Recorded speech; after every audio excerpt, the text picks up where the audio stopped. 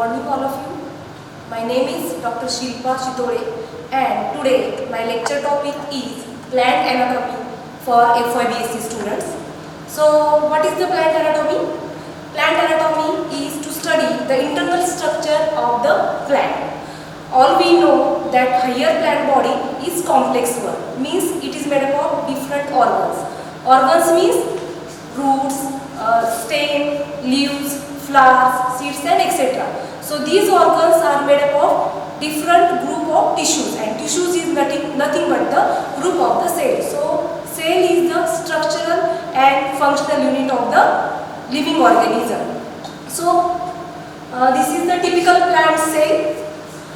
Here you can see all cell organelles of the plant cells like plant cell wall. Then here you can see the plant cell wall, cell membrane, Golgi apparatus, chloroplast, then different crystals, mitochondria, cytoplasm. Here you can see the vacuoles. Here you can see the endoplasmic reticulum, rough endoplasmic reticulum, smooth endoplasmic reticulum, then ribosomes, Golgi vesicles. These are the cell organelles. We are just glance through the cell organelles and we will start our next topic, that is the plant anatomy, stem and dicot stem and monocot stem. So this is the cell organelles. First one is the plasma membrane. Here you can see the diagram of the plasma membrane, and it is made up of double layer of the lipids. Here you can see the upper part and lower part, that is the double layer of the lipid, and the main function of the cell membrane or the plasma membrane is to control the movement in and out of the cells. It is semi-permeable membrane. It allows a specific and particular substances to come in and out of the cell. So this is the semi-permeable membrane, that is the plasma membrane. The next one is the cell wall. Cell wall is the distinguishing feature of the plant cell, means it is present only in the plant cell. So main function of the plant cell is give support and protect to the plant cell. Next one is the inside the cell organelles. First one is the nucleus. Nucleus is the most important part of the cell. Here you can see the figure of the nucleus. The main function of the nucleus is control the cell division and all the cell activities, and it contains a genetic material in DNA, that is deoxyribonucleic acid, which transfer the hereditary material from one generation to another generation. So this is the nucleus. You can see inside the nucleus there is nucleolus, chromosomes, chromatid, and this nucleus is covered by a nuclear envelope or nuclear membrane. Next, this is the nuclear membrane. Here you can see this is the nuclear membrane, and there are so many pores. You can see here there are so many pores present on this nuclear membrane. It is also called as nuclear envelope. These pores, it allow material to enter and live inside the nucleus, and this nuclear envelope surround the nucleus, and it is made up of the two layers. This is nuclear membrane or nuclear envelope. Then next, chromosomes. These chromosomes are present in the nucleus, and it is made up of DNA. It contains instruction for traits and characteristics, while the functional segment of DNA is called as the gene. The functional segment of the DNA is called a gene, which control the cell function. That gene control the cell function, and this DNA is present inside the chromosomes. Then next, nucleolus. This nucleolus is present inside the nucleus, and it contains RNA for building the proteins. To build the proteins, this contains the RNA. Then next one is the cytoplasm. Cytoplasm is jelly-like substances, and it surrounded by cell membrane, and this cytoplasm gives it provides the surface to all the cell organelles. And it consists proteins, lipids, carbohydrates, water and minerals. This cytoplasm, sticky substances. Next one is the endoplasmic reticulum. Here you can see the endoplasmic reticulum. There are two main types of the endoplasmic reticulum: rough endoplasmic reticulum and smooth endoplasmic reticulum. When the ribosomes are attached to the endoplasmic reticulum, then it is rough endoplasmic reticulum, and when there is no ribosomes to the endoplasmic reticulum, then it is smooth endoplasmic reticulum. Here you can see the endoplasmic reticulum. Ribosomes are attached to the endoplasmic reticulum, so it is the rough endoplasmic reticulum. So main function of the rough ER, it is site for the protein synthesis, while the smooth endoplasmic reticulum, they lack the ribosomes and it helps manufacturing of fat and lipid. This is the main function of the smooth endoplasmic reticulum and rough endoplasmic reticulum. The next one is the ribosome. Ribosomes, these are floating throughout the cell, and just I told that these ribosomes, if attached to the endoplasmic reticulum, they are used for the protein synthesis, or they are help to the protein synthesis. Then next one, mitochondria. Here the mitochondria is called the powerhouse of the cell because it produces ATP. It produces energy in the form of ATP, that is adenosine triphosphate, and so it is called as the powerhouse of the cell. So here you can see the structure of the mitochondria. It is made up of cristae, matrix, and two membrane, that is outer membrane and inner membrane. So this produces energy rich compounds, that is ATP, through chemical reactions, and it helps breaking down fats and carbohydrates. So this is also most important organelles of the cell because it is powerhouse of the cell, and it provides ATP which will help for plant growth and development. That this is about the mitochondria. Then next is the Golgi body. It is also called as Golgi apparatus, and it performs a function of like postman, means it is a packaging plant of the protein, and it helps to move materials within the cells and out of the cell. Here you can see it is made up of cysternine, lumen, and another, that is the secondary vesicle. This is Golgi apparatus, and it is packaging plant of the protein. Next, that is lysosomes. It is also important part cell organelles because these are also called as the suicide bags. Why these are called as the suicide bag?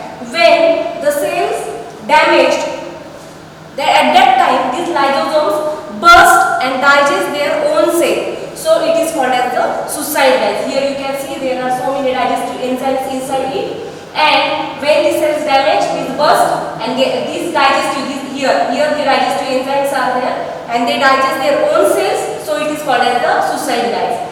It also transport undigested material to cell membrane for removal. So it is digestive plant for proteins, digestive plant for fats, and digestive plants for carbohydrates. So this is also important cell organelle, lysosomes. Next one is the vacuoles. This contains water. They are present inside the cell, and it helps to maintain the cell shape. So these are the vacuoles, and it also this sac-like structure also for storage, digestion, and waste removal. This is about the vacuoles. Then next one is the chloroplast. This is also very important organelles in the plant cell because photosynthesis takes place, and it contains a green chlorophyll. Here you can see the outer membrane. This is granum, lumen, thylakoid, stroma, and inner membrane, and it is usually found in plant cells. Photosynthesis takes place. So this is also important cell organelle.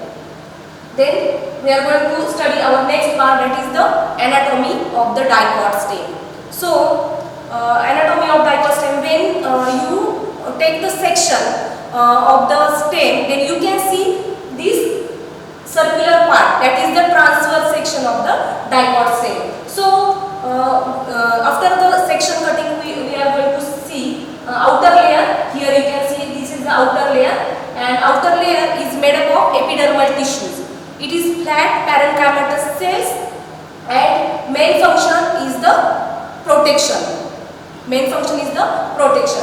So it may or may not be covered by another layer, that is the cuticle. Here you can't see the cuticle because this cuticle is present in many xerophytes, for example Nerium. So this epidermis is covered by it is small another layer, that is the cuticle.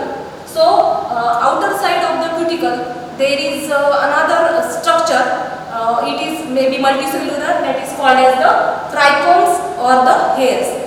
It is outgrowth from the epidermal tissues and main function is to avoid the water loss. For example, here in nerium there is sunken stomata are there, and sunken stomata are covered by hairs. So main function is to avoid the water loss.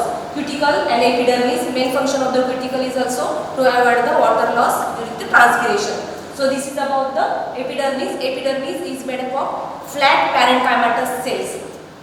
Next to epidermis there is another layer that is called as the hypodermis.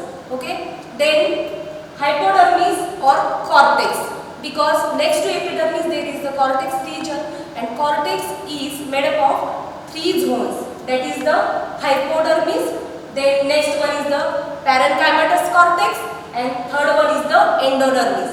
Means in the cortex the outer layer is the hypodermis and the inner layer is the endodermis. Here you can see this tears or transverse section of the dipod stem. Outer layer is epidermis and next to epidermis here you can see the hypodermis. So this hypodermis is made up of collenchymatous cells. These collenchymatous cells having a thick cell wall due to the deposition of the pectin, and so intercellular space is completely gone. They are compactly arranged. Okay, so these collenchyma are pectin substances, deposition of pectin, or hence there is no intercellular space. And next to colon, it is also called as hypodermis collenchyma because it is just beneath the epidermis.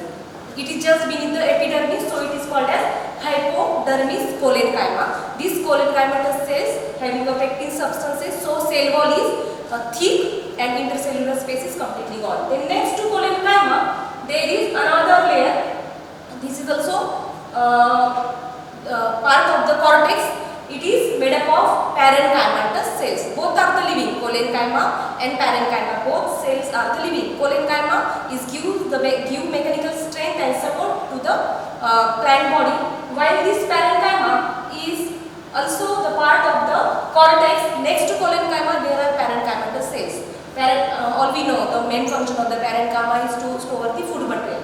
So these parenchyma cells are having a thin cell wall. So for us it is very easy to distinguish between this collenchymatous layer and parenchymatous layer, because these parenchymatous layers having very thin wall as compared to this collenchymatous layer. Here you can see the green structure, that is the parenchymatous, and this pink color structure is the collenchymatous cells. So these parenchymatous cells loosely arranged and intercellular space is present in between them. So these collenchyma and parenchyma, these cells fill the gaps throughout the stem, leaves. So it is also called as the ground tissues because they fill the gap. So these are called as the ground tissues.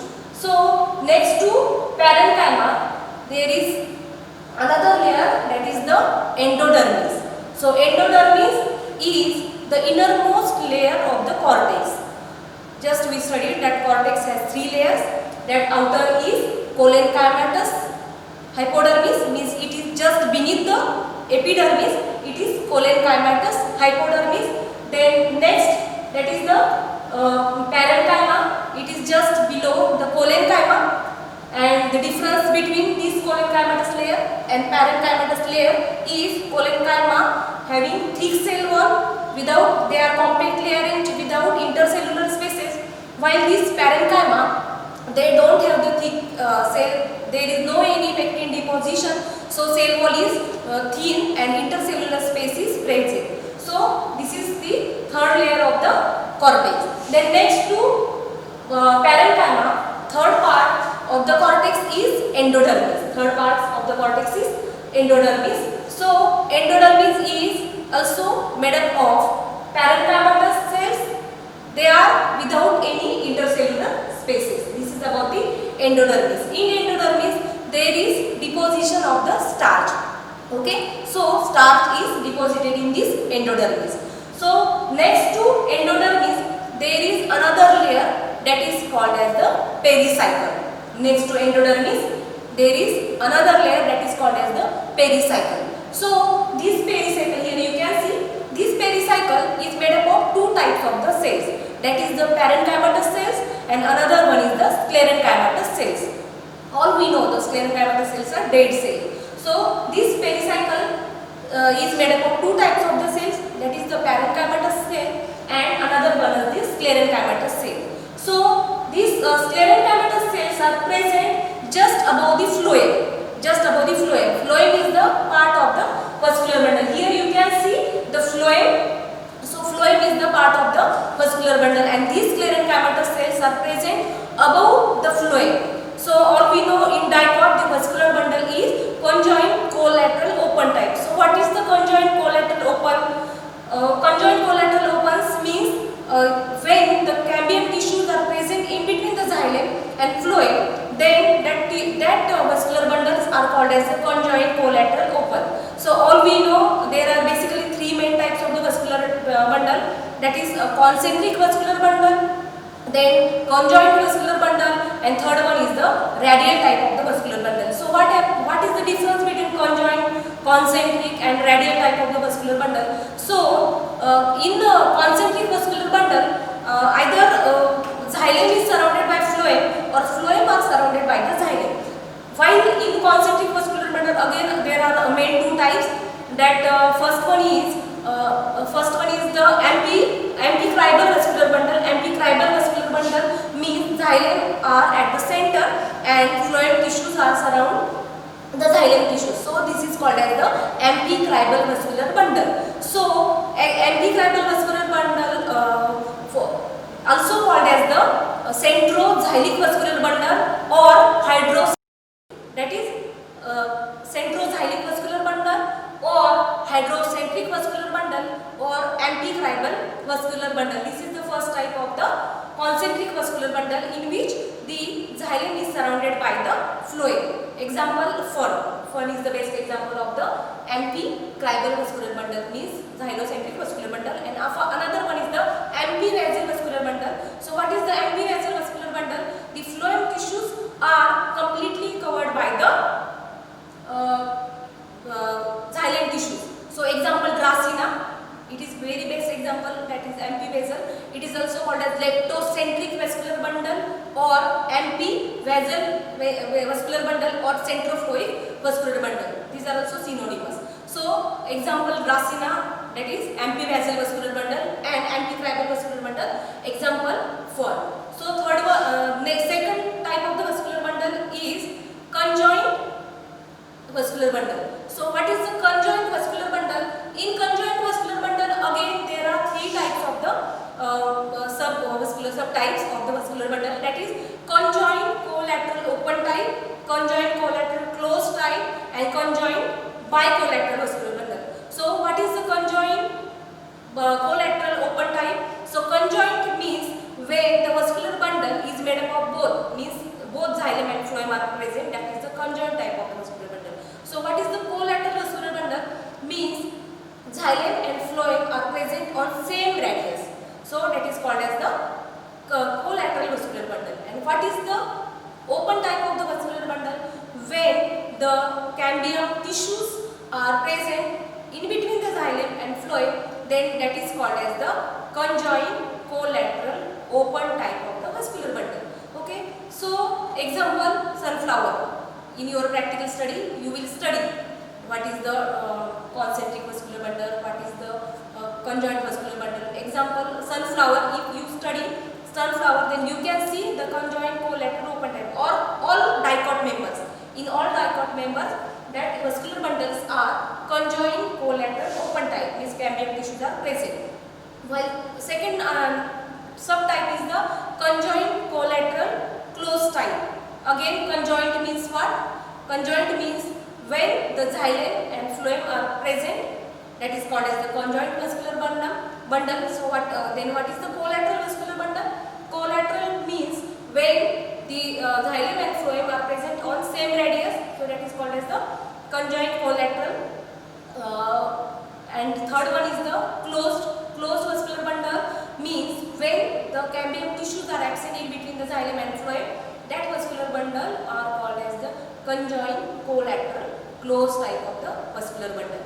So all monopod, or in your practical study you will going to study example maze. In maze you will observe this conjoined collateral open closed type of the vascular bundle. So this is the conjoined collateral closed. And third is that is the conjoined collateral vascular bundle. Conjoined bicollateral vascular bundle means in this case the phloem are present on both sides of the xylem.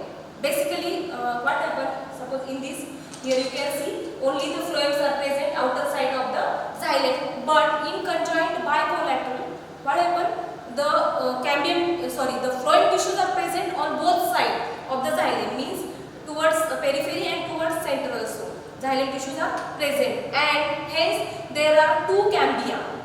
So there are two cambia, so it is called as the bicollateral vascular bundle. An example of this bicollateral vascular bundle is cucurbita stem. So if you want to study the bicollateral, then just you take the transverse section of cucurbita and you can observe the conjoined bicollateral vascular bundle type. So in dicot it is conjoined collateral open type of the vascular bundle, and third one is the radial type of the vascular bundle. In this, the xylem and phloem are alternate to each other. Xylem and phloem are alternate to each other. So this is the radial type of the vascular bundle, and it is mostly found in roots. Means in roots there are radial type of the vascular bundle, means xylem and phloem they both are alternate to each other. So this is about the radial type of the vascular bundle. But in dicot the vascular bundles are conjoined collateral open. So in xylem there are again metaxylem and protoxylem. Metaxylem is slightly, here you can see metaxylem, and this is the protoxylem. So metaxylems are slightly larger than the protoxylem. So when the protoxylem is towards the center, and this metaxylem is toward the periphery, then that condition is called as the enlarged type of the xylem or enlarged type of the vascular bundle. Enlarged means protoxylems are towards the center, means protoxylems are inner side and metaxylems are outer side towards the periphery, and protoxylems are towards the center. While another condition is that when these protoxylems are towards the periphery, means they are towards the outer side, and these metaxylems are towards the inner side to the central side, that condition is called as the exarch condition. That condition is called as the exarch condition. So in dicot the protoxylems are towards the center and metaxylem are towards the periphery. So this is enlarged type of the vascular bundle. So these cambium tissues are present in between the phloem and in between the xylem. So here you can see the cambium tissues. These are the meristematic tissues, and this is due to these cambium tissues, the secondary growth takes place in the dicot plant. So this is the protoxylem, this is the metaxylem, and next peak is there, parenchymatous peak is there in dicot. So this is about the anatomy of the dicot stem. Again you can see here, this is the epidermal here, epidermis. Next to epidermis there is hypodermis. Okay, so hypodermis is made up of parenchymatous cells, and this hypodermis is part of the cortex. Then next to hypodermis there is a parenchymatous cortex, and next to parenchymatous cortex there is another layer, that is the endodermis. This is the innermost layer of the cortex, and outermost layer of the cortex is the hypodermis. So next to endodermis there is a pericycle. Here you can see pericycle, and the pericycle is made up of two different types of the cell. That is the parenchymatous cells, and that is the sclerenchymatous cells. Here you can see. Now these are the vascular bundles present inside the pericycle, and vascular bundles are arranged in a ring. This is the characteristics of dicot stem, anatomy of the dicot stem. That is, the vascular bundles are arranged in the ring. Here you can see the medullary rays. So what is the medullary rays? Just I told you that this pericycle is made up of two types of the cells. That is the parenchymatous cells and another one is the sclerenchymatous cells. So all we know, sclerenchymatous cells are dead cells. It is useful for support and give the mechanical strength, and it is above the phloem. So this is about the sclerenchymatous. So what is this medullary rays? Medullary rays are nothing but the parenchymatous cells of the pericycle, and they are compactly arranged. So here they are medullary rays. So next one is the pith. Central pith is there. It is also parenchymatous. That is the central pith. This is about the anatomy of the dicot stem. So next, anatomy of the monocot stem. So here you can see the transverse section of the monocot stem or maze. In your practical, we are going to study we are going to take a section of monocot and dicot stem. So at that time we will see under the microscope all these layers. So this is the anatomy of the monocot stem. So what is the basic difference, main difference in between dicot and monocot anatomy? In dicot stem, the vascular bundles are arranged in a ring. They are arranged in a ring. While in monocot stem, here you can see these vascular bundles are scattered. All the vascular bundles are scattered here. These are the vascular bundles and they are the scattered. While the smaller vascular bundles are towards the periphery and the larger vascular bundles are towards the center. So this is about the anatomy of monocot stem. We are going to study in detail. That is, outer layer is the epidermis. Same epidermis is made up of parenchymatous cells. The main function of the epidermis is protection. Okay. So next to epidermis there is the hypodermis. Next to epidermis there is the hypodermis. So hypodermis is made up of sclerenchymatous cells. In dicot stem, the hypodermis is made up of cholenchymatous cells. Just we saw that in the dicot stem, the hypodermis or the cortex is made up of three layers. That is, hypodermis is cholenchymatous, then parenchymatous cortex and endodermis. But here in monocot, the hypodermis is sclerenchymatous, and all we know the sclerenchyma are dead tissue, and the main function of this sclerenchyma is give mechanical strength and support, because in dicot secondary growth takes place, but here in monocot there is no secondary growth. So the function of support is performed by the cells sclerenchymatous, and it is present just below the epidermis, that is the hypodermis. Then here you can see the vascular bundles are scattered. The vascular bundles are scattered in the ground tissues. Okay, ground tissues means what? Just in dicot stem we saw that cholenchyma and in cholenchyma and parenchyma are the ground tissues because they fill the gap. Means tissues are basically two types, that is the meristematic tissues and permanent tissues. These are the permanent tissues, that is the ground tissues. They fill the gap, so they are called as the ground tissues. And here these vascular bundles are scattered in the ground tissues. So vascular bundles are made up of again xylem and phloem. They are conjoined collateral close type. These vascular bundles are just next to hypodermis. Here you can see there is no any cholenchymatous cells as like dicot stem. In dicot stem we saw that cholenchymatous cells present just beneath the epidermis, but here the hypodermis is completely made up of sclerenchymatous cells. Now these vascular bundles are scattered in ground tissues and they are conjoined collateral close type of the vascular bundles, and pith is completely absent. So these vascular bundles are closed, means cambium tissues are absent. So there is no secondary growth. But in some cases, very rarely, the anomalous secondary growth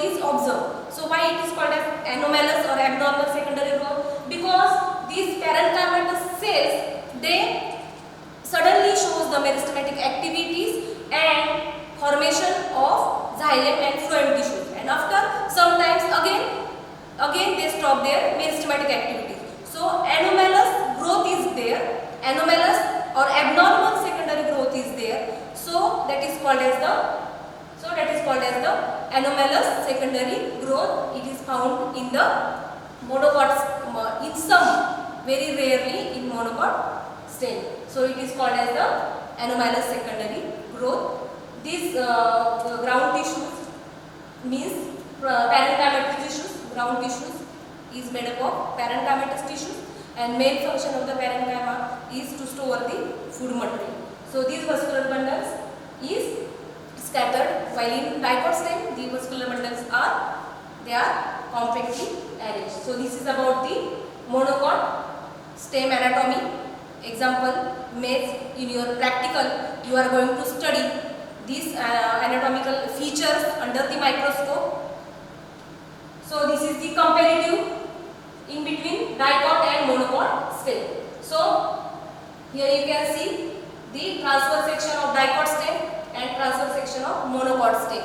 So what is the difference between dicot stem and monocot stem? So main difference in between dicot stem and monocot stem, the vascular bundles are arranged in a ring in dicot stem, while in monocot stem the vascular bundles are scattered. Then smaller are towards the periphery and larger vascular bundles are towards the center.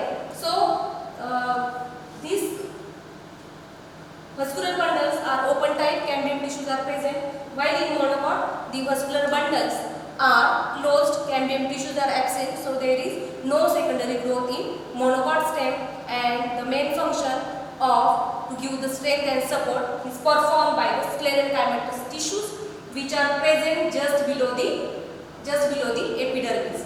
Okay, so this is about the main difference in between the dicot stem and monocot stem. Another difference, that is in dicot stem next to epidermis cortex is divided into 3 zones.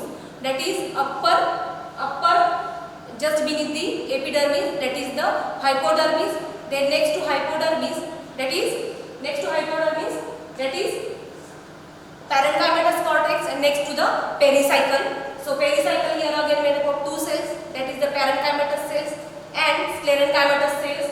Here parenchyma is made up of a thick wall, pectin, due to the deposition of the pectin, and in the monocot stem there is no any parenchymatous cells, or there is no any deposition of the pectin. So here pericycle is made up of 2 types of the cells. Then next, phloem and xylem means vascular bundles are open type, and here the vascular bundles is closed type. Cambium tissues are absent in monocot, while cambium tissues are present here in dicot. So this is the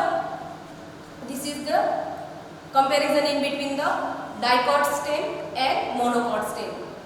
In our next lecture, we are going to study the dicot leaf, anatomy of dicot leaf and anatomy of monocot leaf. Thank you.